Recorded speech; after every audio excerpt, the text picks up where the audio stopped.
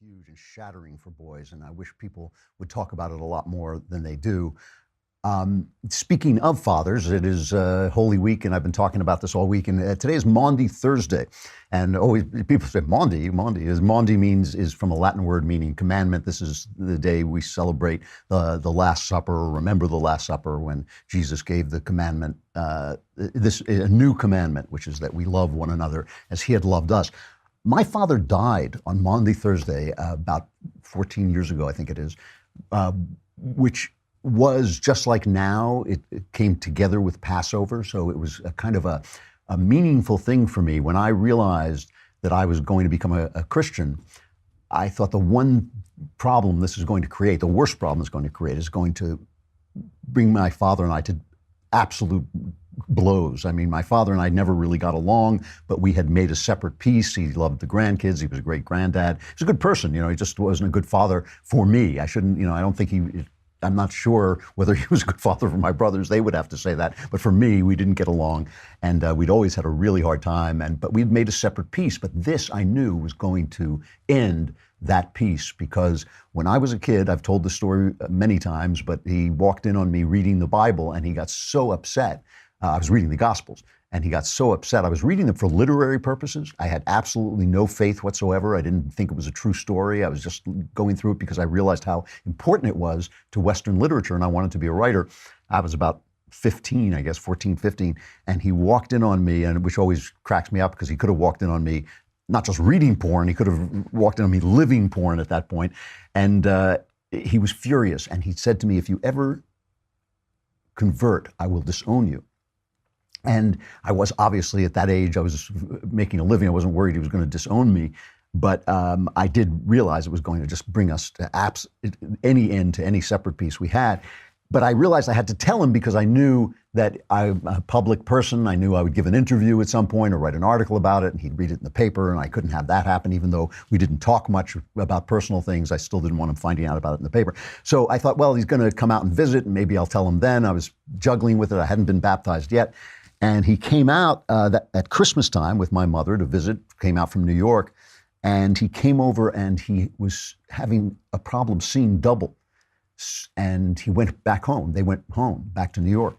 And I kind of laughed about it because my father was always cutting trips short, either for health reasons or for some made-up emergency. It was just a neurotic habit he had, so I just figured it was a neurotic habit. It wasn't. He had a brain tumor and he was going to die. And so I realized that I couldn't tell him of this major revolution in my life, because it just would have broken his heart and done nothing for him in the last 6 months of his life.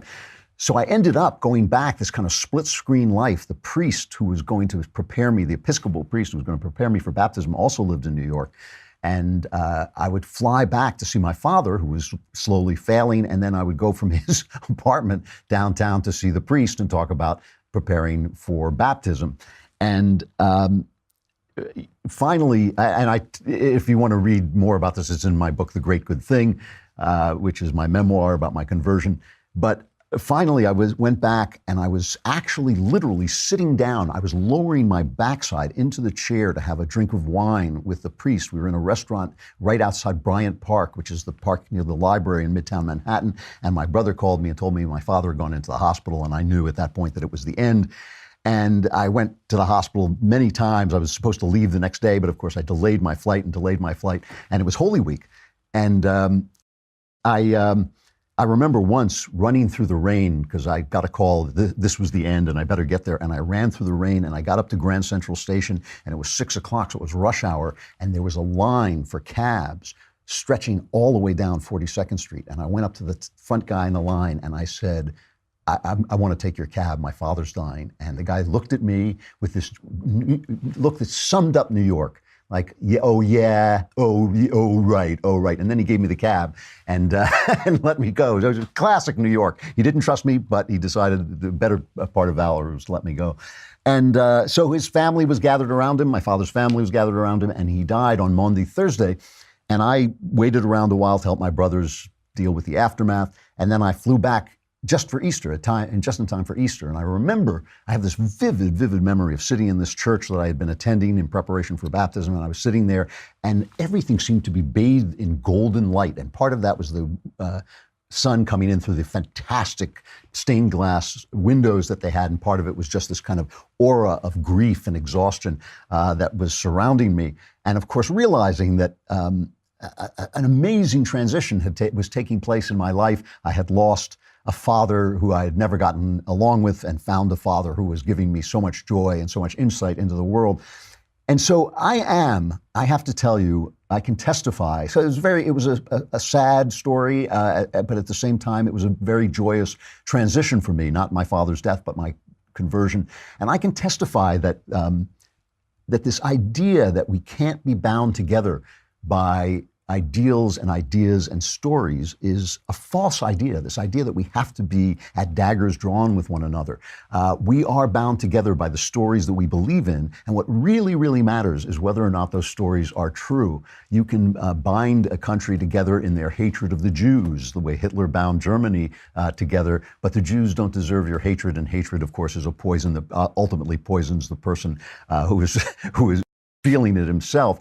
But if you bind people together on the idea that they have rights and that they're free, that story happens to be the true story. You do have rights. Those rights are given to you by God, and you are made to be free. And if you bind people together on the idea of a God who loves them, who died for them, who forgives them, that too is free. And when you have that story, when you know a story, the way you know a story is true, the way you know that the story that you're living, the narrative you're living is true, is over time, your joy increases. And it only increases the more you understand the story, the more your joy increases. That is not true when your story is false. Because when your story is false, what you have to do is keep finding more and more victims to blame for the fact that your story is false. That is how you tell. That is the proof test of the truth of a story. If you have to keep finding other people to blame for your misery, you know that story is false, because you'll never run out of people to blame. And that is why our old friend Uncle Jesus said, judge not, lest you be judged, right? Because if you are looking at the other guy, that means you don't have the joy from that story. The story is not filling you up with the truth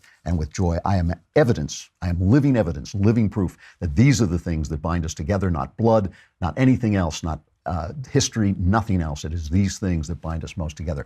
I got to say goodbye. We have a show tomorrow, so the Klavanless weekend is not here yet. You are saved.